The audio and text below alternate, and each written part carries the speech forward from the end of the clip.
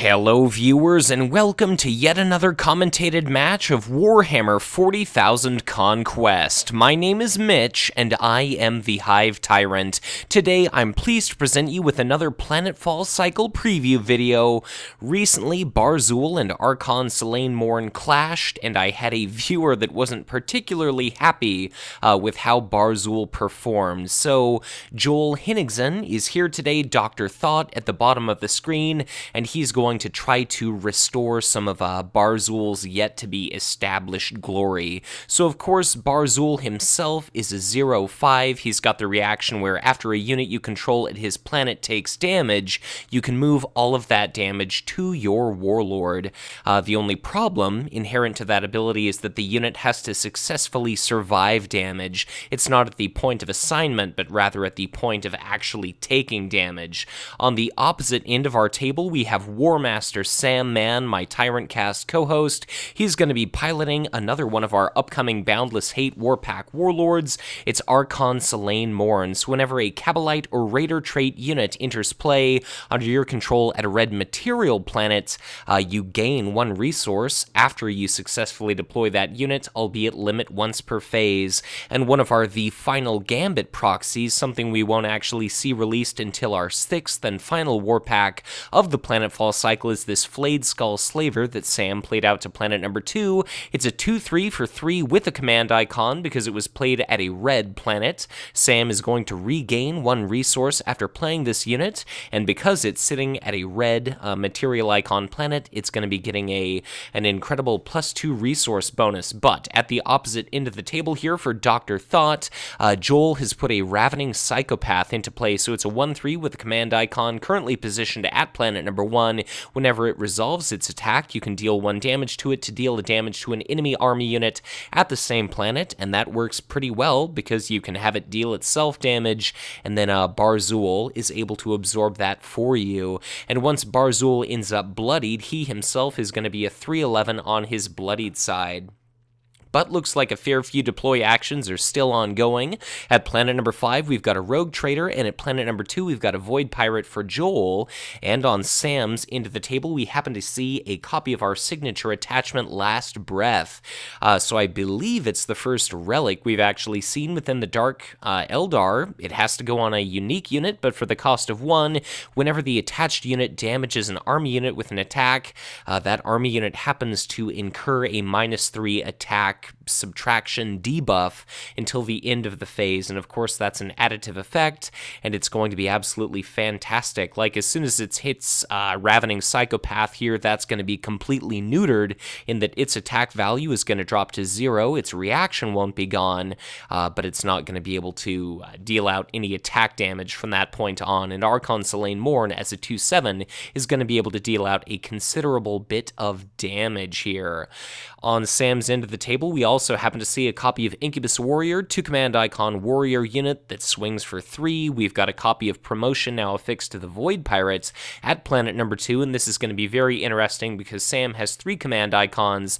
This Void Pirate also has 3, but whichever player ends up winning this planet, whether we see Barzul and or Salaine Morn touchdown there, there's a 2 resource bonus or a 1 card bonus on the line in addition to Iridial's built-in card bonus. But in assessing our opening lineup of planets, planet number 1 is going to be Ossus 4, the Steel 1 resource planet. Planet number 2 is going to be Iridial, the healing planet. Planet number 3 is going to be Barless, the random card discard planet. 4 is Yvarn, which lets both players take an army unit from their hand, put it directly into play into their HQ. And planet number 5 is going to be Karnath, which allows its triggerer the option of triggering the battle ability of any other planet in play. So our final deploy action here is a copy of the Bloodied Reavers, positioned at planet number 1 for 2 cost, 2 attack, 2 hit points, 1 command icon, no war gear, and it happens to get a +2 attack bonus whenever a Warlord happens to be present upon its planet. So Joel at the bottom has 1 resource, 2 cards going into our command phase. Sam instead has 2 resources and 4 cards. Note, Archon Salaine Morn's resource refund ability is limit once per phase. Interestingly, Barzul decides to go to planet number 1. Looks like there's a hell of a lot of opposition up there for our Dark Eldar player to even consider going to that planet. Archon Salaine Morn herself is going to show up at planet number 5. So, as we're waiting for our players to collect their bonuses, we've got a copy of Archon's Terror and Warp Storm for Joel, which could be great for clearing out either one problematic target or a big, swath of weak Kabalite and Raider trait units. And then in Sam's hand, we've got a couple copies of 2 Shield Icon cards and a couple copies of Archon's Terror as well. So Sam is going to pull in just 1 card, 1 resource, and sort of similarly, we've got Joel pulling in 0 cards and 2 resources. So looks as though Ossus 4 is going to be 1 entirely uncontested. That's going to be -1 resource for Sam, +1 resource for Joel, and that is 1 green strong point icon retrieved by Joel. So I'll be very curious to see how this match ends up being resolved. We've also got a battle taking place at Karnath. Battle abilities on the line are Yvarn, we've got Barless, and then we've also got Iridial, but there are at present no damaged units. Archon Salaine Morn is able to quite handily kill off that copy of Rogue Trader. There was absolutely nothing that Joel could do, and it looks as though Sam is going to trigger Barless, and he is going to strike absolute gold in getting rid of a copy of Warp Storm, considering that Archon Salaine Morn, one of her strengths, is going to be able to kind of fill the board at some point with Kabalites and Raiders, even though we haven't seen that much development of those traits now. Warp Storm seems like it would be a pretty reasonable means of, killing off a bunch of weak units. For instance, Sam has 1 Kabalite in his hand here, the Kabalite Halfborn. It really isn't doing a whole hell of a lot. 1 cost unit, 1/1. When it leaves play, you draw a card, but still extraordinarily fragile and no command icons whatsoever. But that's going to be now positioned at planet number 1. Note that Sam, at this point, possesses the initiative token going into combat here. We could see a victory condition for Barzul as early as our 3rd, presently 2nd planet, Barless. And something very important to keep in mind is the Bloodied Reavers aren't necessarily going to synergize very well with Barzul, because again, they have to survive damage, but if you end up, say shielding down to a single point of damage, Barzul could definitely serve as a reasonable HP reservoir. I'll be curious to see if Barzul shows up in part at Iridial, almost to just get bloodied for some subsequent planet. The trick with our latest Chaos faction Warlord is as a 0/5, he's not really contributing to combat apart from keeping your other units alive, if possible. And then, once he's a 3/11, if you've got some big formidable enemy unit taking swings at you, it's not that difficult to kill off a 3/11. And until he gets to his bloodied side, he's not going to be able to kill off many army units himself, or in fact, really any, unless we happen to see his signature attachment, which gives him brutal when hail and armor bane when bloodied. But at planet number 1, for Joel, we've got another copy of Bloodied Reavers that'll be attacking for 4 should a Warlord touch down on that planet. And on Sam's side of the battlefield, we've now got a Shadow Field affixed to this copy of Incubus Warrior. Both, really all of the combat units we've seen from Barzul thus far only have cost 2 or lower, and that means that Incubus Warrior is not going to be able to be dealt attack damage by the Ravening Psychopath, not going to be able to be dealt damage through its reaction. That's a pretty superb effect in this sense, so I'll have to see if Barzul maybe shows up at Barless or shows up at Yvarn. And even though these Bloodied Reavers are going to be able to attack for 4, in the presence of a Warlord, Archon Salaine Morn is going to have the opportunity to attack first, and if she inflicts even a single point of damage, then that's going to be those units getting a -3 attack value until the end of the phase. Looks as though Sam has decided to play Superiority to negate the 3 command icons associated with this Void Pirate at planet number 1.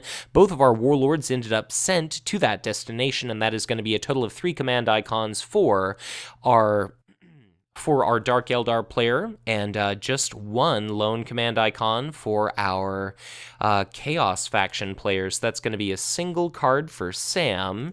Looks as though he ended up drawing a copy of the Shadowed Thorns Pillagers, so it's basically a Raider and Cabalite with the ambush keywords. That means Sam could play it here at Iridial, and then he would end up regaining one resource. He'd get that refund ability kicking in because during the deploy phase, he got that refund from the Cabalite, and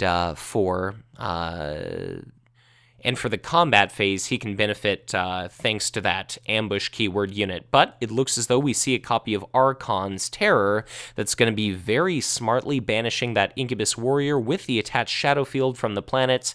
That would have been just a tremendous obstacle for our Chaos faction player to try to overcome just throughout the course of this combat between that unit, between Archon Salaine Morn and her attached Last Breath. That could have made things very difficult indeed.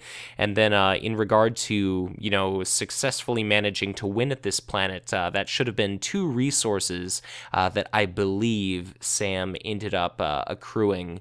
So it looks as though Archon Salaine Morn takes a swing and manages to just kill off that Bloodied Reavers entirely uncontested. There are no shield cards in our Chaos player's hand, and because Barzul can't affect assigned damage, just successfully dealt and taken damage, there was no opportunity at all for him to try to intervene. So our Flayed Skull Slaver here is going to be exhausting. It's going to be taking a swing at something. Note that our Void Pirate took a swing for 0. Barzul himself is going to be able to attack for 0. So the Flayed Skull Slaver is going to have the opportunity here to kill off this second copy of Bloodied Reavers.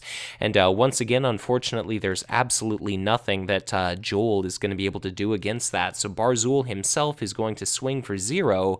Sam at present has a total of 3 resources with which to try to just play any number of different card effects. We could see this Shadowed Thorn's Pillagers dropped into play for 2, then it'll refund a resource, then it'll be able to deal out 2 points of damage, wound the Ravening Psychopath, or wound Barzul.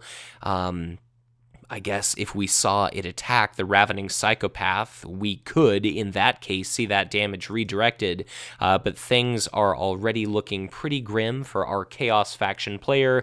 We see the end of a combat round arrive. It looks as though Sam is going to be staying at the planet. He's not interested in retreating, and now what exactly are we going to be seeing for our Chaos faction player? So Barzul the Hatebound isn't going to be able to do anything at this planet apart from just potentially be bloodied.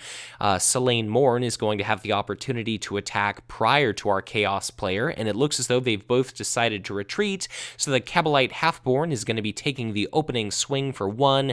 That will be 1 point of damage dealt to the Ravening Psychopath unless Barzul absorbs it, and indeed he does, so it looks as though our Chaos player might be pursuing an early-ish bloodying here for Barzul, and now it's going to be his opportunity to attack, and I can only recommend that he do so with the Ravening Psychopath so that it can deal at least a little bit of damage prior to Archon Salaine Morn dropping its base attack value to 0. So it does indeed take a swing. It's going to be able to kill off that Cabalite Halfborn. It's going to leave play. That's going to result in Sam drawing a card, and if the Ravening Psychopath wants, it's going to be able to trigger its ability to deal a point of damage here to the Flayed Skull Slavers, and it looks as though that is indeed what's going to be happening, so it's going to deal 1 damage to itself, which we could see transferred to Barzul.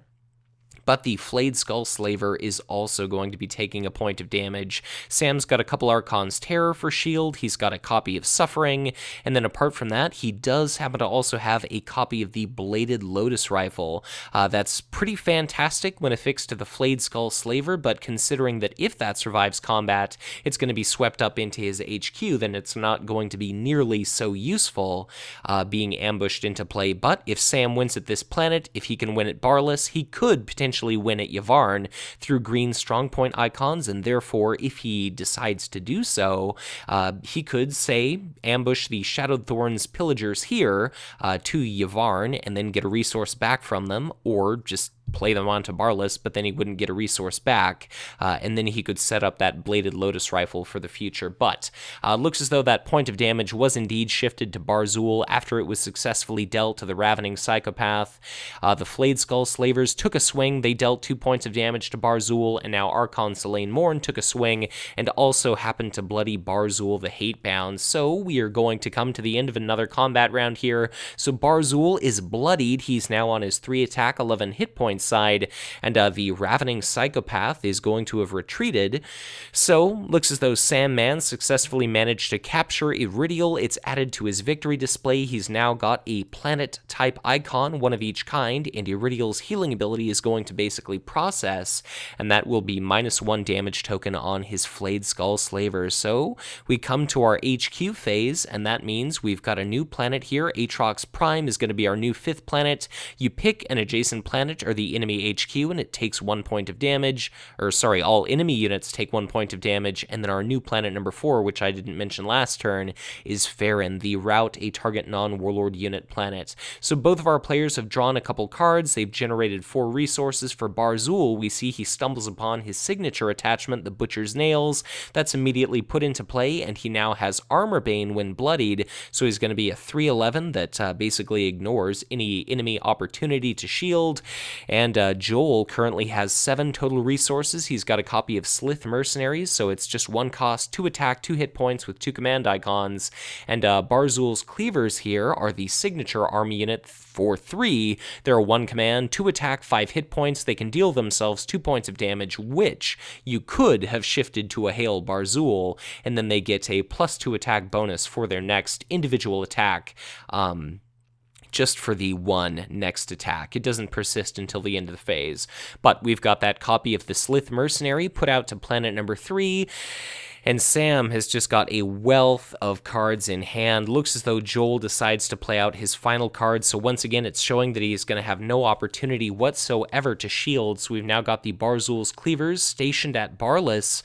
Should our Dark Eldar player try to contest him there, note that our Chaos player is holding the initiative token. So if Barzul shows up at that planet, he'll get the opportunity to swing with 3 Armor Bane first.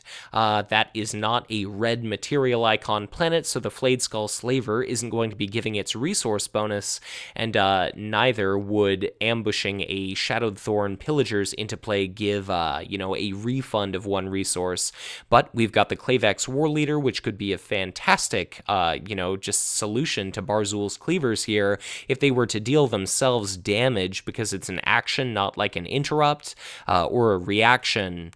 We could see them damage themselves, and then Clavex War Leader could destroy them. But it looks as though Barzul commits himself to planet number 1. Sam instead is commit to planet number 2, so that's going to be 3 cards and 1 resource for Joel.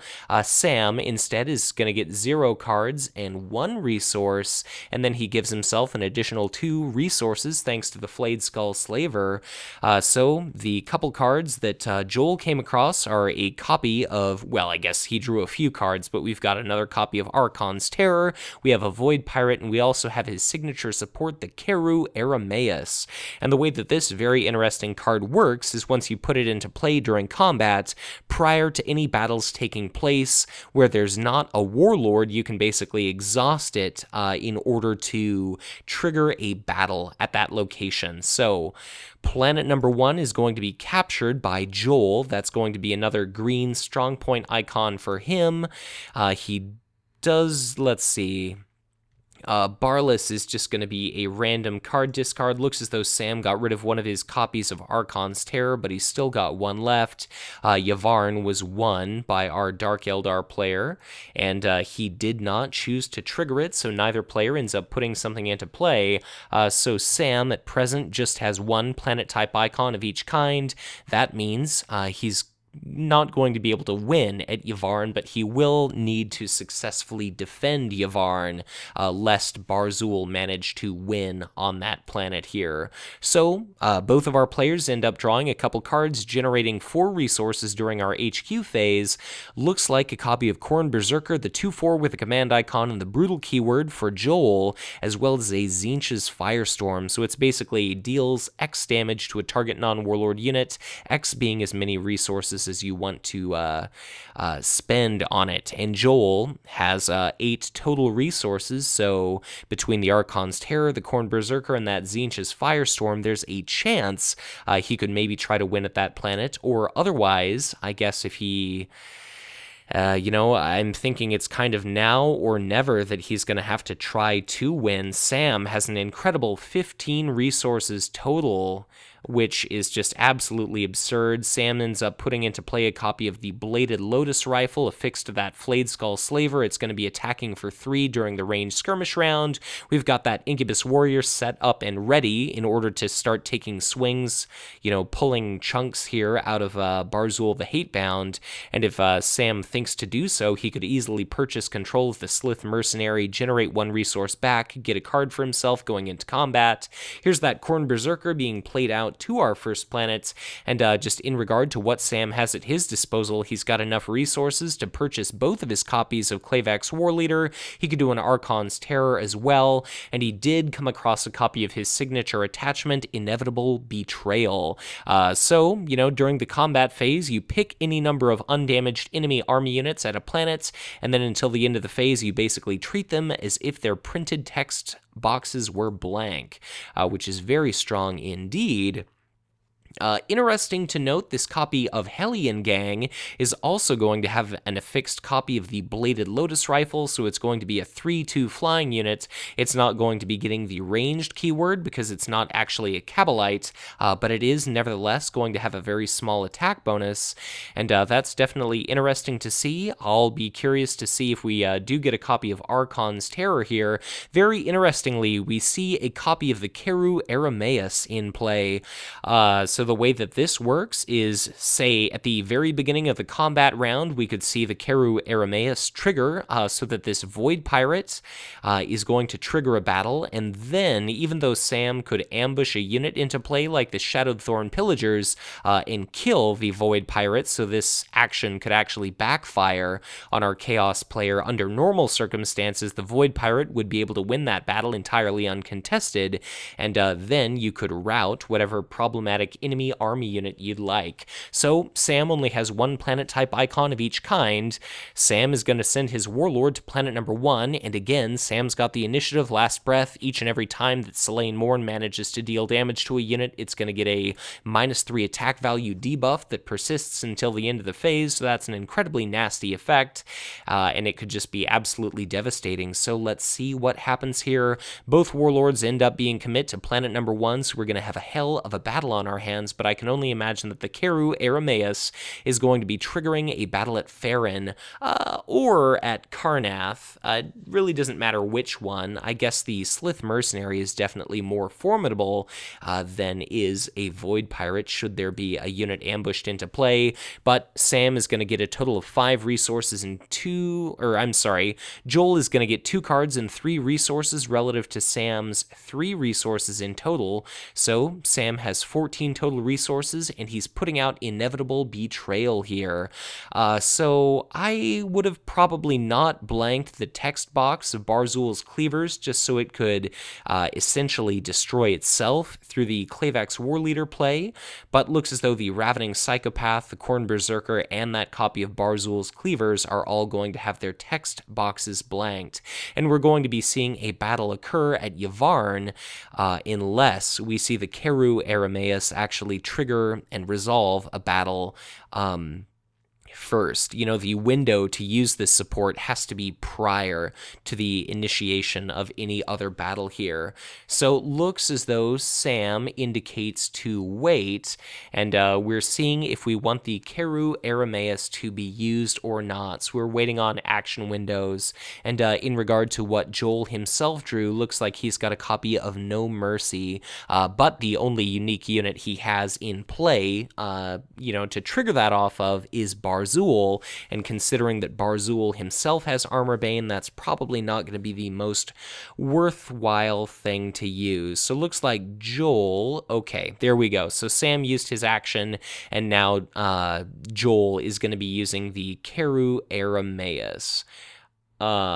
Okay, so I think Sam was waiting to play his signature event until the onset of the initial battle, and we happen to see. Okay, yeah, so there's going to be a battle erupting at Karnath, and then we see that copy of the Shadowed Thorn Pillagers being ambushed into play. There's a battle taking place at this planet Karnath, and what's interesting about triggering a battle at this planet is I suppose Sam needn't have even bothered to play the Shadowed Thorn Pillagers ambushed into play, although he'll certainly benefit from having units set up at this planet, but he could have just purchased control of the Slith Mercenary, and they could have, kind of struggled with that back and forth in order to determine who ends up winning the battle at that planet, and then that would have been fair in routing one of these players' resources here, but that copy of No Mercy was discarded as shields, so the Slith Mercenary only took 1 point of damage, and now it looks as though Sam has decided to purchase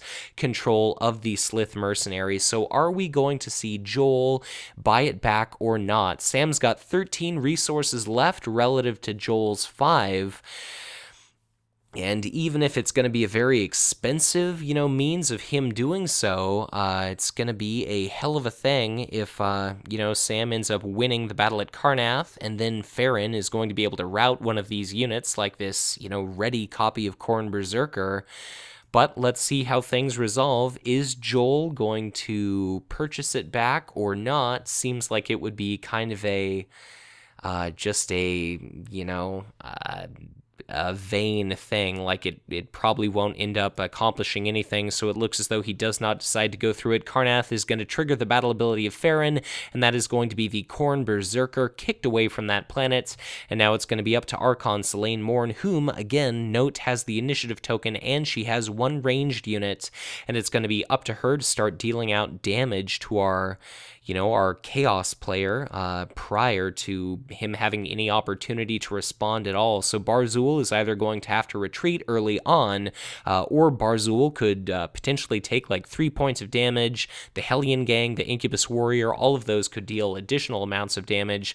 Like if Barzul, I guess he could kill off any of these units, but he'll be taking a minimum of 8 points of damage if he decides to stick around if we don't see Archon's Terror and Tzeentch's Firestorm destroy some units, but that's going to be a copy of Archon's Terror, getting rid of the 3 attack value ranged Flayed Skull Slaver, so definitely not an unintelligent play there by any means. And presuming that Sam is able to defend this battle, then he could potentially win the game on the following planet. And if, Salaine Morn shows up there again with the Flayed Skull Slaver in tow, that's going to be an incredible 6 resources that unit would have won Sam this game, if I'm doing my mathematics correctly. But because we've got the initiative token on Sam's side of the table, that's going to be the Incubus Warrior taking a swing of 3. At Barzul the Hatebound, we've got a copy of Tzeentch's Firestorm that could have potentially killed off that unit, but I can only imagine that Barzul is going to want to try to conserve as many resources as is possible. So are we going to see a shield card used, or are we going to see Barzul take that damage? Unfortunately for him, Iridial is no longer on the battlefield, and that's going to be that copy of Tzeentch's Firestorms. That's just 1 point of damage being dealt out to Barzul, but we could also see these Clavax War Leaders drop down, so let's say Barzul kills off this copy of Hellion Gang. I imagine that is indeed going to be his target. Salaine could attack for 2, the Clavax War Leaders could drop down and they could attack for 3 each, or we could see them kill off the, Barzul's Cleavers or something like that. Like if Salaine Morn damages the Cleavers, then a Clavax War Leader deals the killing blow, then it attacks Barzul the Hatebound. But anyway, the Hellion Gang is now dead. It's going to be up to Salaine Morn to use her actions. So what exactly are we going to see? She decides to take a swing at Barzul, so she's not going to be able to decrease his attack value, but that is going to be a couple of points of damage successfully dealt out to our Chaos Warlord.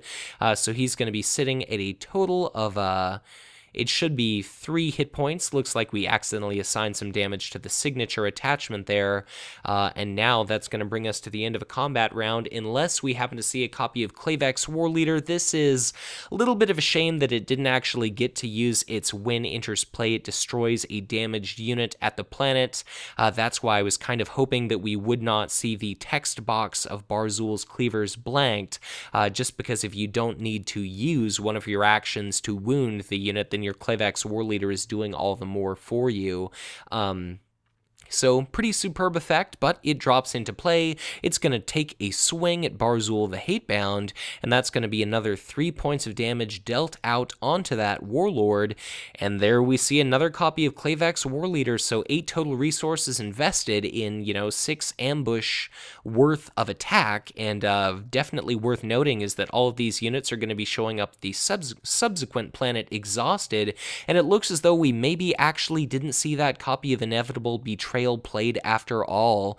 But the Clavex Warleaders, the 2 of them are going to end up taking their swings. That's a total of 9 points of damage here on Joel, on Dr. Thought. And if Sam had a 3rd copy of the Clavex Warleader, which it says Joel calls out, let's see the 3rd one, if that were the case, that would be a Warlord assassination victory and a game over already.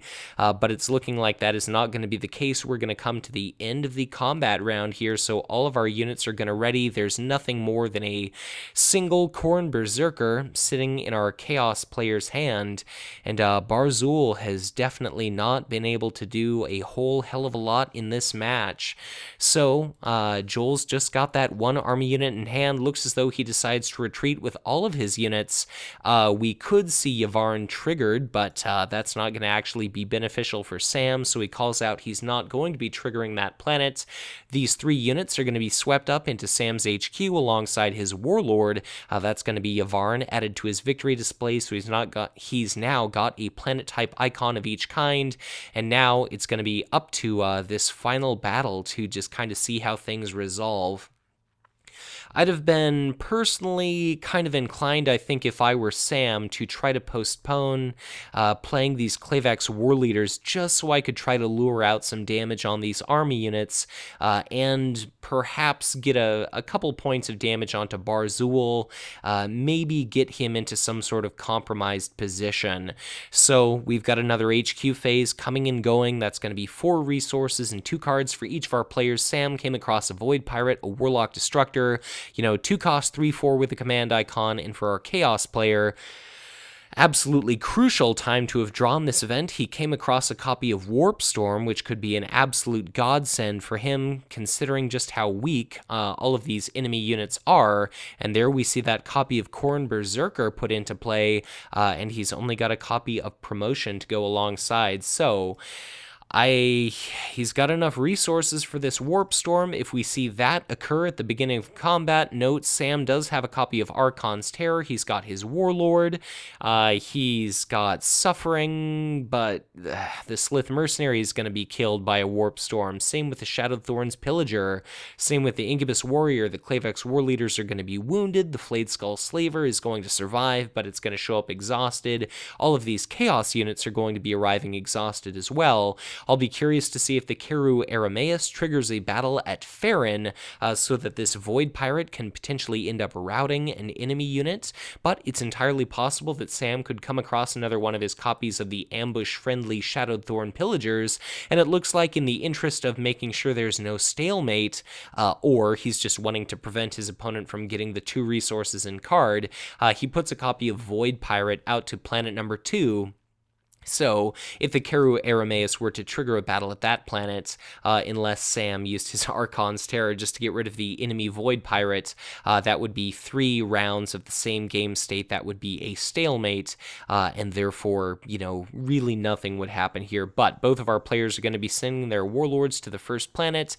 Looks as though we're still waiting on this Flayed Skull Slaver to end up exhausted, but it's going to be a total of 1 command icon for our Chaos player, and that's going to be 1, 2, 3, 4 command icons for our Dark Eldar player, but that copy of Superiority is going to shut off the Void Pirates command icons. That's going to be an additional 2 resources and a card for Sam, and that's just going to be an incredible showing for him. So for Planet 2, he's going to get 2 resources and a card, and for Planet 1, because the Flayed Skull Slaver, that's going to be a total of 3 resources and 1 card there. So Joel going into what I would imagine is going to be our final combat round. Perhaps not. He's just got that copy of the promotion as well as a Warp Storm, which he's going to be triggering presently, and that is going to be 2 points of damage dealt out to each and every unit at that planet. So looks as though we see a copy of promotion used to spare Barzul from being destroyed, and just critically important to keep in mind is that the initiative token is in Barzul's hand, but he's going to have to use his first combat turn in order to retreat.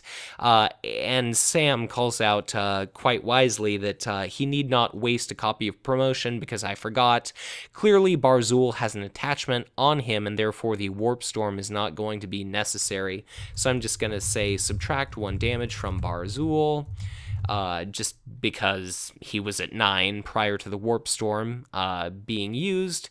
And I suppose just in regard to Sam resolving damage here, we're going to see the Slith Mercenary presumably killed. In regard to shielding, Sam's got that copy of Inevitable Betrayal. He's got the Archon's Terror and Suffering. So let's see what exactly he spends. We see Suffering used to negate 2 points of damage from the Warlock Destructor. It would seem as though Sam has lost some units, but they appear to have disappeared. They're not in Sam's discard pile. So it looks as though our Octagon client is having a fair few issues here. But in any case, that Shadowed Thorn Pillagers is dead. And we're going to be seeing quite a few additional units wounded. So the Klavex War Leaders have 2 points of damage. The Flayed Skull Slavers should have taken a couple points of damage just because that copy of Suffering was used on the Warlock Destructor. So we're seeing Archon's Terror going to be banishing that Khorne Berserker from the planets. So I will just ask, shouldn't Flayed Skull Slavers be wounded, ? And my apologies for all caps. I had that on from the beginning of the game, but notably Archon Salaine. Okay, right, so Sam points that out. The Flayed Skull Slavers, as I clearly missed, have an attachment, so my mistake.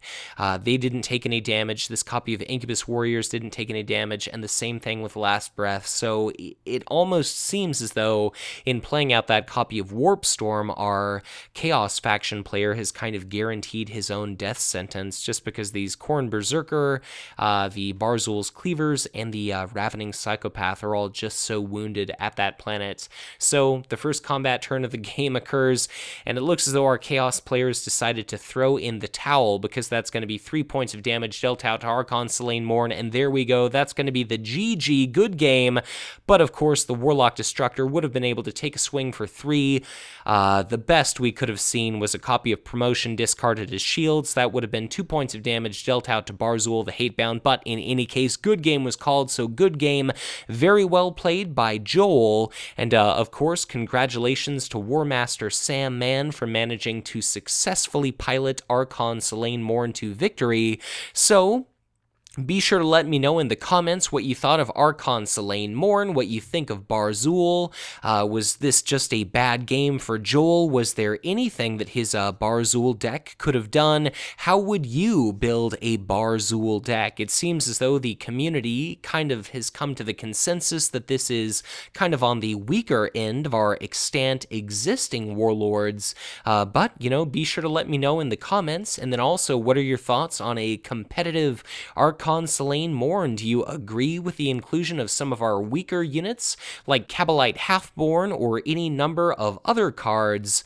You know, just be sure to share your thoughts, but in any case, I very much hope you enjoyed this video, and as always, if you enjoyed this content, be sure to hit that like button and subscribe to this channel if you've not done so already, or if you are already subscribed, I always encourage you to share this content, as the more viewers there are that stumble upon these videos, the more individuals stand to be exposed to Conquest.